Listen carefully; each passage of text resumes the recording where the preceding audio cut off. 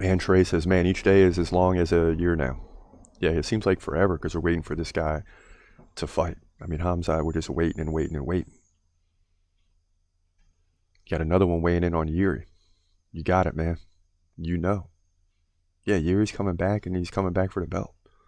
Not worried about Alex Pereira, unless the injury to Jiri is so bad that he's not the same, and that is yet to be determined, right?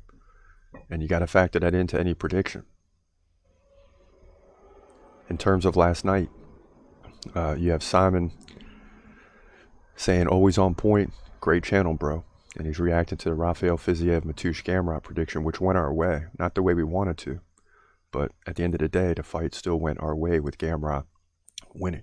Kenneth Bruner weighing in with a long passage. I love it. Khamzat's physique is looking ridiculous in the new photos I've seen of him.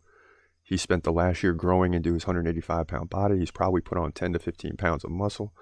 Khamzat will be 205 plus when he steps into the cage on fight night. I expect a clinic performance from Khamzat with a finish in the first round. I also expect Liskarov to mop the floor with a Mavov.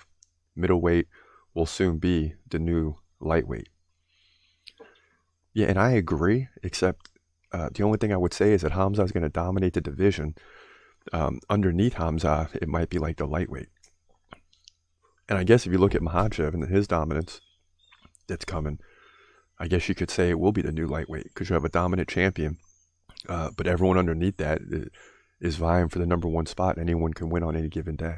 So I got to agree with Kenneth on that one. At Fatman23 says, hope Jiri comes back fully recovered from that shoulder. I don't know why I have a feeling that that's going to be an issue. I mean, yeah, you got to consider that. On another note, I heard Khamzat repeatedly and easily beat him in sparring when they were training with another promotion. What do you think about that story? I think Khamzat beats everyone on the planet at middleweight and light heavyweight. I don't even think it's close. Certain guys could present a problem if they have really good takedown defense or really good grappling, and Khamzat doesn't want to take that chance. Bo Nickel 3 years from now could be a problem, for sure, because he can match up well with Khamzat. I'm not saying he's going to beat him, but I'm saying as he gets better and better, which he's already really good, that could be a problem. But we'll have to wait and see, because they're both going to continue winning, so that fight's going to happen eventually. At Bucket to Star says the wolf is coming. Yes, he is. The Micah Reynolds, this is going to be good. Next in line for a title shot. Khamzat, DDP, Strickland.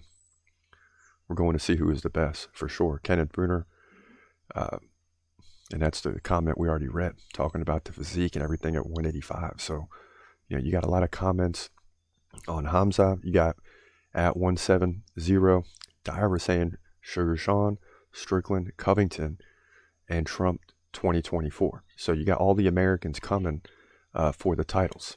And of course, another comment says and new. Yeah, so you got a lot of Americans coming for the titles, at least in the short term.